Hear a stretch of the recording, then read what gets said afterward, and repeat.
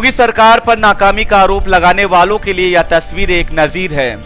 नजीर भी इसलिए है कि वैश्विक महामारी के दौर में भी गरीब, मजबूर, बेसहारा और प्रवासी कामगारों की मुख्यमंत्री योगी आदित्यनाथ ने दिल खोलकर मदद की है।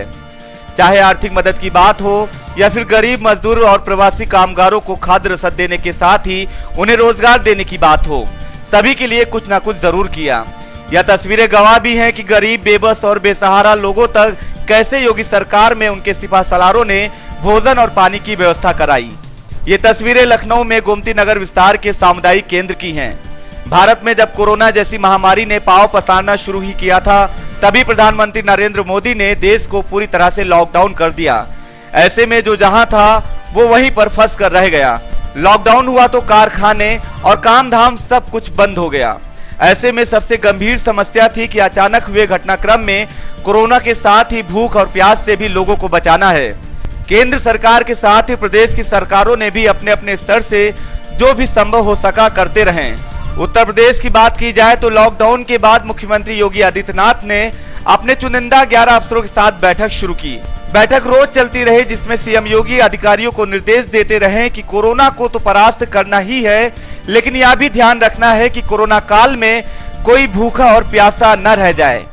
मुख्यमंत्री के निर्देश का सख्ती से नहीं बल्कि लखनऊ में अधिकारियों ने जनसेवा की भावना से काम किया। कम्युनिटी किचन जब प्रारंभ हुआ था तो उस समय यहाँ के रहने वाले जो श्रमिक थे आसपास के, उनके लिए प्रारंभ हुआ था कि इनको जो है हर तरह के भोजन की व्यवस्था यहाँ की जानी है, कच्चे और पक्के राशन की।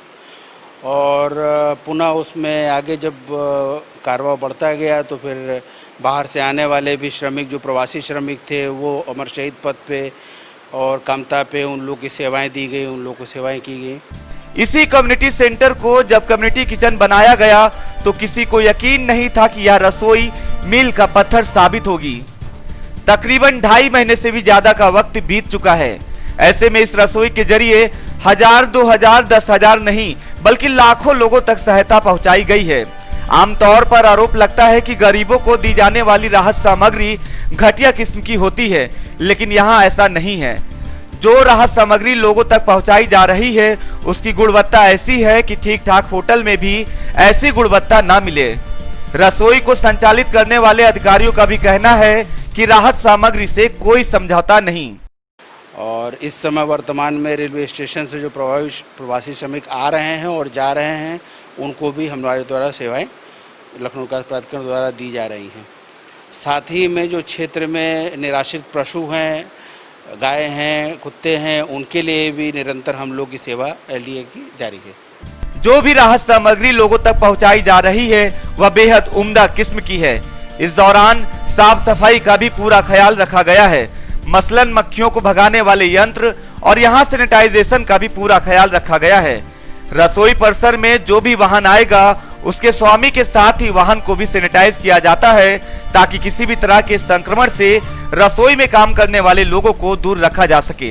एकदम है, प्राधिकरण ने पूरी व्यवस्था करके रखी हुई है। अचानक मॉब अगर आती है, श्रमिकों की आ ही रही धीरे धीरे जी आ रही है, जी, तो क्या पूरी व्यवस्था है, मुकम्मल व्यवस्था है, आपको लगता है? जी, कोई कमी तो नहीं? कोई कमी नहीं है और हमारे वीसी साहब के निर्देशन में कोई कमी हो भी नहीं सकती, सब हो जाएगा। वैश्विक महामारी कोरोना काल में योगी सरकार पर कहीं पीपी किट को लेकर तो कहीं क्वारंटीन सेंटर की बदहाली के तमाम आरोप लगाए गए, लेकिन सच्चाई यही है कि जितना कर्म योगी मुख्यमंत्री योगी आदित्यनाथ ने सूबे वासियों के लिए किया है, उससे साफ है कि वह प्रदेशवासियों के लिए कितना फिक्रमंद हैं।